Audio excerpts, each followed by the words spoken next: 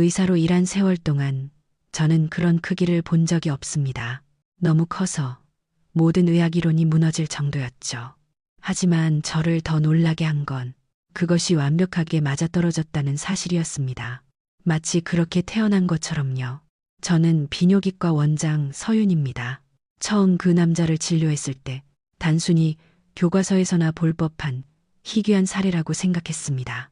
그는 평균의 2배였죠. 하지만 곧 알게 되었습니다. 그가 제 20년지기 친구 수진의 남편이라는 사실을요. 어느 날 수진이 조심스레 물었습니다. 서윤아, 솔직히 말해줘. 우리 남편 혹시 문제가 있는 건 아니지? 크기 같은 거 말이야. 여러분이라면 뭐라고 했을까요? 저는 차마 진실을 말할 수 없었습니다. 그녀의 남편이 너무 커서 저조차도 잊지 못할 정도라는 걸. 그리고 제가 그 일을 직접 겪었다는 걸요. 텅 빈 진료실 안에서 금지된 관계가 시작되었습니다. 의사조차 놀라게 한 크기. 그리고 평생 지워지지 않을 죄책감만이 남았습니다. 시작하기 전에 좋아요와 구독 부탁드려요. 감사합니다. 제 이름은 박서윤, 나이는 52입니다. 강남의 가장 번화한 거리, 하늘 높은 줄 모르고 솟은 빌딩 숲 사이에서 제 이름을 건 비뇨기과를 운영하고 있죠. 사람들은 저를 성공한 여성, 존경받는 의사라고 부릅니다. 20대와 30대는 의학에 미쳐 살았고 40대는 제 병원을 반석 위에 올려놓기 위해 앞만 보고 달렸습니다. 그 과정에서 결혼도 했고 이혼도 했습니다. 6년 전의 일이죠. 남편이라는 사람은 제 성공의 그늘을 견디지 못했고 저 역시 제 일을 이해해주지 못하는 그를 더 이상 사랑할 수 없었습니다. 하나뿐인 아들은 일찌감치 미국으로 유학을 보냈고 이제는 어엿한 성인이 되어 자기 삶을 꾸리고 있습니다. 그래서 지금 이 거대하고 화려한 도시 서울에서 저는 완벽히 혼자입니다. 퇴근 후 불 꺼진 현관문을 열 때마다, 와인잔을 혼자 부딪힐 때마다 성공이라는 화려한 포장지 속에서 외로움이라는 알맹이가 서서히 썩어가고 있음을 느낍니다. 제 삶은 잘 관리된 온실 속 화초 같았습니다. 완벽한 온도와 습도, 영양분이 공급되지만 단 한 번도 비바람을 맞아본 적 없어 연약하기 그지없는 그런 식물 말입니다. 그렇게 예측 가능하고 그래서 더 공허했던 제 삶에 예고 없이 돌멩이 하나가 날아든 것은 20해를 넘게 우정을 이어온 제 유일한 친구, 이수진의 남편 김민준 씨가 제 진료실 문을 열고 들어선 그날이었습니다. 어느 늦은 오후, 그날의 마지막 진료를 막 끝마치려던 참이었습니다. 간호사가 들어와 예약에 없던 환자 한 분이 꼭 원장님을 뵙고 싶어 한다고 전했습니다. 피곤했지만 거절할 수는 없었죠. 잠시 후 진료실 문이 열리고 익숙한 얼굴이 나타났습니다. 김민준 씨, 부부 동반 모임에서 몇 번 보았던 늘 자신감 넘치고 유머러스하며 아내인 수진이를 끔찍이 아끼던 남자. 그의 얼굴은 낯설 만큼 어둡고 수척해 보였습니다. 잘 다려 입은 고급 셔츠도 그의 무거운 어깨를 감추지는 못했습니다. 민준 씨, 이게 얼마만이에요? 웬일이세요? 수진이는 잘 있고요? 저는 애써 반갑게 웃으며 물었지만 그는 어색하게 고개를 끄덕일 뿐이었습니다. 깊은 불안감이 그의 눈동자에서 파도처럼 일렁이고 있었습니다. 그는 제 맞은편 의자에 앉아 한참을 망설이다 마른 입술을 떼었습니다. 원장님, 아니, 서윤 씨, 사실은 누구에게도 말 못할 고민이 있어서 왔습니다. 아내에게조차도요. 그의 목소리는 잠겨 있었습니다. 저는 직감적으로 이것이 간단한 문제가 아님을 깨달았습니다. 의사로서의 제 직업적 냉정함이 고개를 들었습니다. 저는 그를 진찰실로 안내했고 어색하고 무거운 침묵 속에서 기본적인 검사를 시작했습니다. 그리고 저는 보고야 말았습니다. 그의 비밀을 의학 교과서에서나 보았던 수천, 수만 명 중 한 명에게 나타날까 말까 한극히 드문 증상, 의학 용어로는 국소성 거대증이라고 불리는 상태였습니다. 신체의 특정 부위가 비정상적으로 발달하는, 남들에게는 어쩌면 부러움의 대상이 될 수도 있을 법한 특징. 하지만 저는 의사로서 그것이 당사자에게는 얼마나 큰 고통과 상처가 될 수 있는지를 잘 알고 있었습니다. 그것은 축복이 아닌 관계를 파괴할 수도 있는 저주에 가까웠습니다. 진료를 마친 후 다시 마주 앉은 그의 얼굴은 절망으로 가득 차 있었습니다. 그는 고개를 숙인 채 찻잔만 만지작거렸습니다. 저는 부드럽게 말을 건넸습니다. 민준 씨, 이건 병이 아니에요. 그냥 신체적 특징일 뿐입니다. 남들보다 키가 크거나 손이 큰 것처럼요. 제 위로에 그가 처음으로 고개를 들었습니다. 그의 눈은 붉게 충혈되어 있었습니다. 특징이라고요? 서윤 씨, 이 특징 때문에 제 삶이 무너지고 있습니다. 아내와 3년이 넘도록 잠자리를 갖지 못했습니다. 그의 고백은 망치처럼 제 머리를 내리쳤습니다. 늘 SNS에 행복한 사진을 올리고 모임에 나오면 서로를 챙겨주던 그 금실 좋은 부부에게 그런 비밀이 있었다니. 아내는 저를 피합니다. 처음에는 안 그랬는데 언젠가부터 제가 다가가면 몸을 떨어요. 마치 괴물을 보는 것처럼요. 그 눈빛을 볼 때마다 저는 제가 남자가 아닌 것 같고 끔찍한 존재가 된 것 같은 기분이 듭니다. 그래서 저도 더는 아내에게 다가갈 수 없게 됐어요. 상처받는 것이 두려워서요. 그의 목소리는 물기를 머금고 떨리고 있었습니다. 한 남자의 무너진 자존심, 깊은 외로움이 제게 고스란히 전해져 왔습니다. 그 순간 저는 의사 박서윤이 아닌 여자 박서윤으로서 그의 고통에 깊이 공감하고 말았습니다. 저 역시 이혼 후 오랫동안 사랑받지 못하고 사랑을 주지 못한 채 살아온 외로운 사람이었기 때문입니다. 그의 눈에 서린 깊은 고독은 제 마음 가장 깊은 곳에 숨겨져 있던 외로움을 건드려 흔들었습니다. 그날 이후 그는 치료를 명목으로 주기적으로 제 병원을 찾았습니다. 우리는 의사와 환자라는 이름 아래 그 어떤 친구보다도 더 깊은 대화를 나누기 시작했습니다. 그는 아내에게도 털어놓지 못했던 자신의 수치심, 좌절감, 그리고 분노까지도 제 앞에서 모두 쏟아냈습니다. 저는 그의 말을 묵묵히 들어주며 때로는 의학적 조언을, 때로는 인간적인 위로를 건넸습니다. 민준 씨의 잘못이 아니에요. 두려워하는 수진 씨도 이해해야 하지만 가장 힘든 건 민준 씨 자신이라는 걸 잊지 마세요. 그 과정에서 저는 필연적으로 수진이에게 거짓말을 해야만 했습니다. 수진이는 제게 전화를 걸어 우리 남편 내일 병원 다닌다며? 별거 아니지. 그냥 나이 들어서 그런 거지. 라고 물어올 때마다 제 심장은 철렁 내려앉았습니다. 응, 그냥 가벼운 전립선염이야. 스트레스 받으면 흔히 생기는 거니까 너무 걱정 마. 내가 잘 보고 있어. 친구의 남편과 비밀을 공유하고 그 친구를 감쪽같이 속이고 있다는 죄책감이 뱀처럼 제 목을 감아왔습니다. 하지만 동시에 민준 씨와 보내는 시간이 늘어날수록 제 안에서 낯선 감정이 싹트고 있음을 부정할 수 없었습니다. 그는 더 이상 저를 친구 수진이의 남편이나 의사 박서윤으로 대하지 않았습니다. 그의 눈빛에는 저를 온전히 한 명의 여자, 그의 아픔을 유일하게 이해해주는 사람으로 바라보는 깊은 신뢰와 감정이 담겨 있었습니다. 저 역시 마찬가지였습니다. 그의 아픔에 공감할수록 그의 인간적인 매력에 빠져들고 있는 제 자신을 발견하게 됐습니다. 그의 앞에서 저는 더 이상 성공한 강남의 여의사가 아니었습니다. 그저 그의 상처를 보듬어주고 싶은, 그리고 그에게서 위로받고 싶은 한 여자일 뿐이었습니다.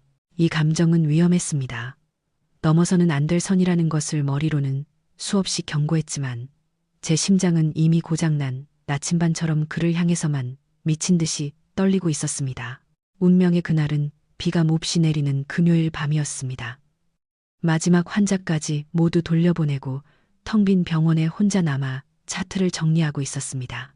굵은 빗줄기가 창문을 때리는 소리가 유난히 크게 들려왔습니다. 그때 누군가 병원 문을 두드렸습니다. 흠뻑 젖은 채 와인 한 병을 들고 서 있는 김민준 씨였습니다. 늦은 시간에 정말 죄송합니다. 그냥 오늘따라 도저히 혼자 있을 수가 없어서요. 비 오는 날 혼자 있는 게 제일 싫거든요. 그의 목소리는 빗소리에 섞여 유난히 쓸쓸하게 들렸습니다. 저는 잠시 망설였지만 비에 젖은 강아지 같은 그의 모습을 차마 외면할 수 없었습니다. 저는 그를 안으로 들였고 우리는 제 원장실 소파에 마주 앉았습니다. 와인잔을 부딪히는 소리만이 어색한 침묵을 깼습니다. 알코올 기운이 몸에 퍼지자 억눌려 있던 감정의 둑이 서서히 무너지기 시작했습니다. 그는 아내와의 관계가 이제는 정말 돌이킬 수 없는 지경에 이른 것 같다며 괴로워했습니다. 그의 흔들리는 눈동자를 바라보던 저도 모르게 손을 뻗어 그의 손등을 부드럽게 감쌌습니다. 다 괜찮아질 거예요. 너무 힘들어하지 말아요. 그 순간 그의 시선이 제 손과 제 얼굴을 오갔습니다. 진료실의 희미한 스탠드 조명 아래 그의 눈빛이 뜨겁게 타오르는 것이 느껴졌습니다. 그가 천천히 제게로 몸을 기울였습니다. 저는 피해야 한다는 것을 알았지만 발이 바닥에 붙어버린 것처럼 꼼짝할 수 없었습니다. 그의 얼굴이 다가오고 그의 숨결이 제 뺨에 닿았을 때 세상의 모든 소리가 예고 오직 미친 듯이 울리는 제 심장 소리만이 귓가를 채웠습니다. 이성과 윤리, 친구의 얼굴, 죄책감 같은 단어들이 머릿속에서 하얗게 사라졌습니다. 그리고 마침내 그의 입술이 제 입술에 닿았습니다. 그것은 단순한 입맞춤이 아니었습니다. 오랫동안 잠들어 있던 제 모든 세포를 깨우는 위험하고도 강렬한 불꽃이었습니다. 그날 밤 텅 빈 진료실에서 우리는 넘지 말아야 할 선을 넘고 말았습니다. 그의 서툴지만 절박한 손길은 지난 6년간 굳게 닫혀있던 제 마음의 빗장을 부수고 들어왔습니다. 잊고 지냈던 여자로서의 감각이 사랑받고 있다는 강렬한 느낌이 온몸을 휘감았습니다. 그것은 단순한 육체의 결합이 아니었습니다. 두 개의 외롭고 상처받은 영혼이 서로의 가장 깊은 곳을 알아보고 격렬하게 껴안는 구원의 의식과도 같았습니다. 수년간 저를 짓누르던 지독한 공허함이 그의 품 안에서 거짓말처럼 사라지는 기적이었습니다. 하지만 그 황홀경의 끝에서 지독한 죄책감이 해일처럼 밀려왔습니다. 제 가장 친한 친구의 남편. 제 머릿속에서 그 단어가 비수처럼 울려 퍼졌습니다. 우리는 서로에게서 떨어져 거친 숨을 몰아쉬었습니다.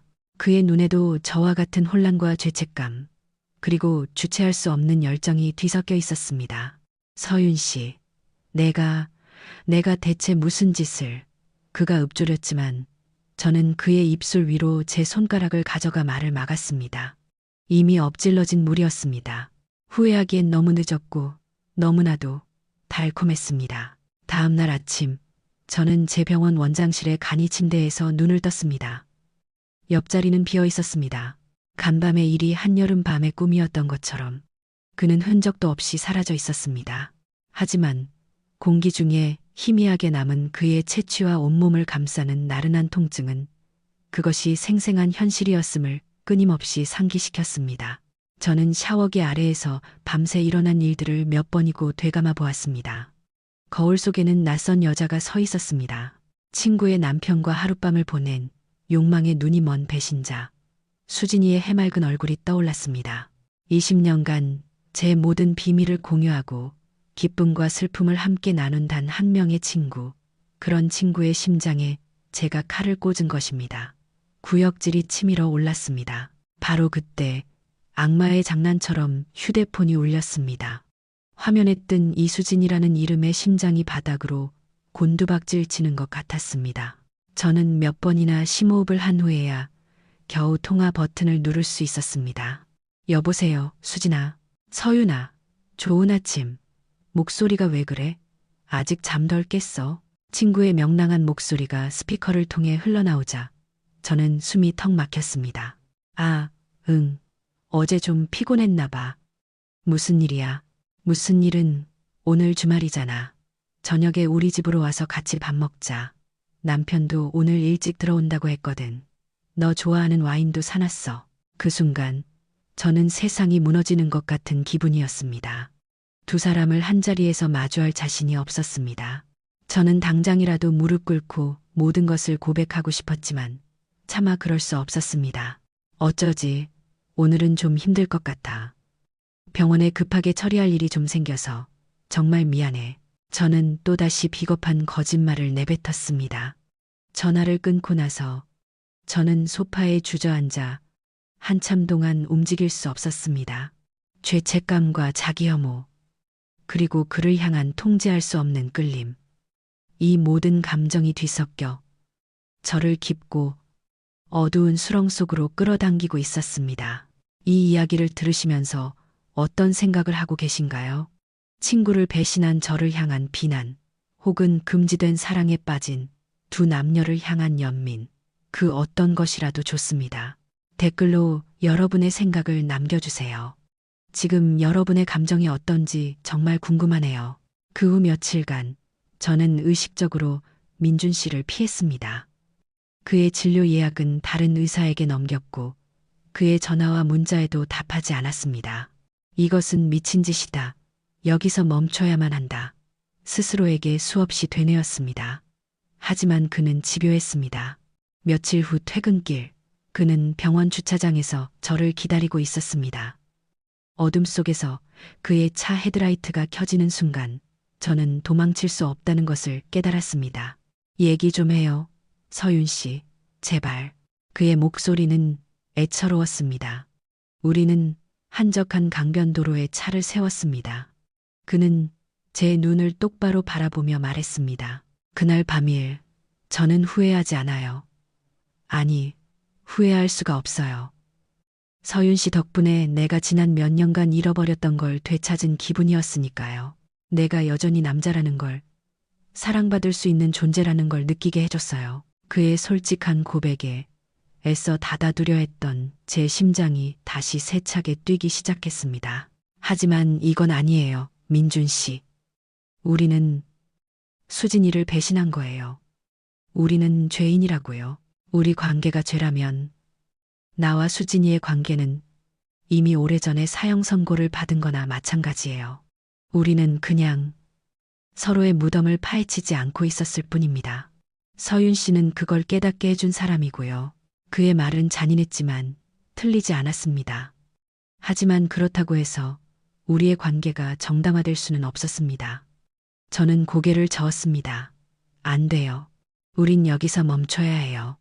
하지만 제 목소리는 낙엽처럼 힘없이 떨리고 있었습니다. 제 눈빛이, 제 온몸이 그를 원하고 있다는 것을 그도, 저도 너무나 잘 알고 있었기 때문입니다. 그날 밤, 우리는 차 안에서 또다시 서로를 갈망했습니다. 죄책감이 클수록 욕망은 더욱더 뜨거워졌습니다. 우리의 비밀스러운 관계는 그렇게 계속되었습니다. 우리는 마치 위험한 중독에 빠진 사람들처럼 서로가 독인 줄 알면서도 끊임없이 서로를 탐했습니다. 낮에는 누구보다 이성적인 의사와 점잖은 환자로, 밤에는 세상의 모든 윤리를 등지고 서로에게 미친 듯이 빠져드는 연인으로 만났습니다. 그의 병원 방문은 우리의 미래를 위한 완벽한 알리바이가 되었습니다. 진료가 끝난 늦은 밤, 병원 문을 걸어 잠그고 우리는 서로의 외로움을, 상처를, 그리고 갈증을 채워주었습니다. 그의 품에 안겨 있을 때면 저는 세상 모든 것을 잊을 수 있었습니다. 수진이에 대한 죄책감도, 언젠가 모든 것이 발각될 거라는 불안감도 모두 사라지고 오직 그와 나, 두 사람만이 존재하는 완전한 세상 속에 있는 것 같았습니다. 하지만 아침이 오고 현실로 돌아오면 죄책감은 2배, 3배로 커져 칼날처럼 저를 베어냈습니다. 특히 수진이를 만나는 날은 고문과도 같았습니다. 어느 날 수진이가 제 병원으로 찾아와 제 앞에서 엉엉 울기 시작했습니다.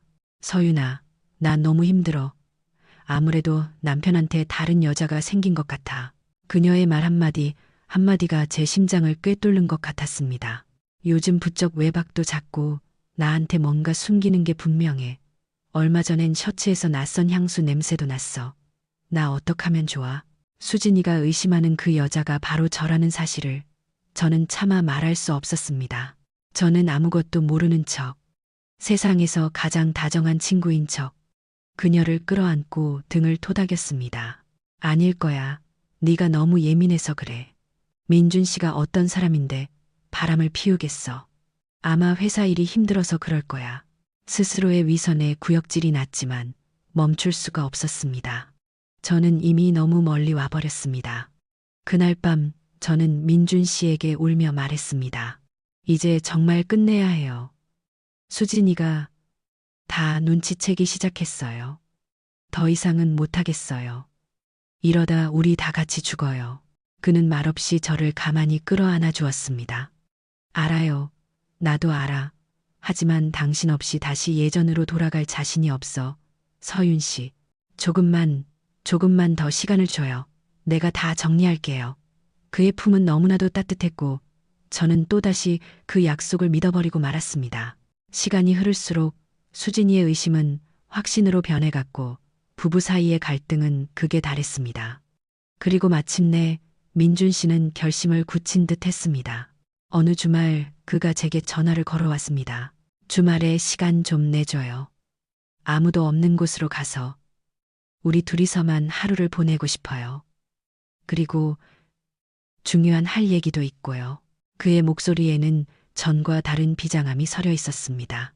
우리는 차를 몰아 서울 근교의 한적한 호숫가에 있는 작은 별장으로 향했습니다. 그가 아주 오래전 부모님께 물려받은 곳이라고 했습니다. 오랫동안 사람의 발길이 닿지 않은 듯 별장은 고즈넉하고 평화로운 분위기에 휩싸여 있었습니다. 그곳에서 우리는 처음으로 세상의 시선과 죄책감에서 벗어나 온전한 연인이 될 수 있었습니다. 우리는 벽난로에 불을 피우고 와인을 마시며 지난 몇 달간 우리를 담했던 모든 것에 대해 이야기했습니다. 그리고 그는 제 손을 잡으며 말했습니다. 결심했어요. 수진이와 이혼할 겁니다. 저는 놀라서 그를 바라보았습니다. 민준 씨, 그건 나 때문에, 아니, 내 말 끝까지 들어줘요. 당신 때문에 이혼하려는 게 아니에요. 당신은 그냥 내가 이미 산송장처럼 살고 있었다는 걸 깨닫게 해줬을 뿐이에요. 더 이상 수진이를 속이고 싶지도, 나 자신을 속이고 싶지도 않아요. 나는 당신과 함께하고 싶어요, 박서윤. 남은 내 인생을 당신과 함께 웃고, 울고, 사랑하며 살고 싶습니다. 그의 진지한 눈빛과 고백 앞에서 저는 아무 말도 할 수 없었습니다. 눈물이 뺨을 타고 흘러내렸습니다. 친구를 잃게 될 거라는 사무치는 두려움과 마침내 진짜 행복을 찾을 수 있을지도 모른다는 간절한 희망이 제 안에서 격렬하게 충돌했습니다. 그날 밤 우리는 모든 것을 내려놓고 오롯이 서로에게 집중했습니다. 그것은 도피가 아니었습니다. 앞으로 닥쳐올 거대한 폭풍을 함께 맞서기 위한, 새로운 시작을 위한 우리만의 신성한 의식이었습니다. 주말이 지나고 민준 씨는 수진이에게 이혼을 요구했습니다. 예상대로 수진이는 엄청난 충격과 배신감에 휩싸였습니다. 그녀는 이혼의 원인을 찾기 위해 혈안이 되었고 결국 모든 의심의 화살은 남편의 유일한 비밀을 알고 있을 법한 단 한 사람, 바로 저에게로 향했습니다. 며칠 후 그녀는 폭풍처럼 제 병원 진료실 문을 박차고 들어왔습니다. 핏기 하나 없는 얼굴, 분노로 이글거리는 눈, 제가 알던 상냥하고 온화한 친구의 모습은 어디에도 없었습니다. 박서윤, 너지? 내 남편 흔들고 내 가정 파탄낸 게 너 맞지? 그녀의 목소리는 칼날처럼 날카로웠습니다. 저는 더 이상 거짓말을 할 수도 변명을 할 수도 없었습니다. 저는 자리에서 일어나 그녀 앞에 고개를 숙였습니다. 미안해, 수진아. 정말 미안해. 제 입에서 그 말이 나오는 순간 수진이의 손이 제 뺨 위로 날아왔습니다. 짝 하는 날카로운 파열음과 함께 제 뺨이 불타는 듯 화끈거렸습니다. 고개가 돌아갈 정도의 충격보다 더 아픈 것은 그녀의 눈에서 흐르는 눈물이었습니다. 미안해. 그 말이면 다야. 20년이야.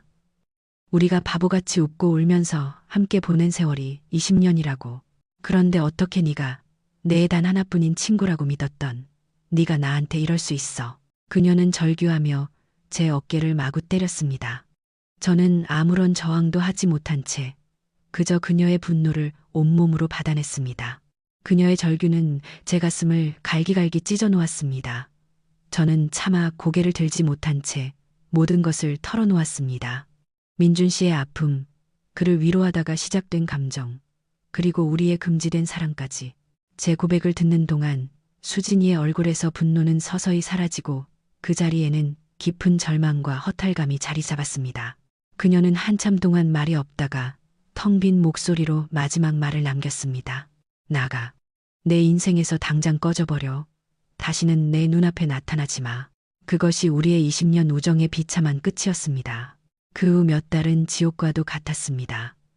수진이를 잃었다는 상실감과 죄책감, 그리고 주변 사람들의 차가운 시선과 손가락질이 저를 짓눌렀습니다.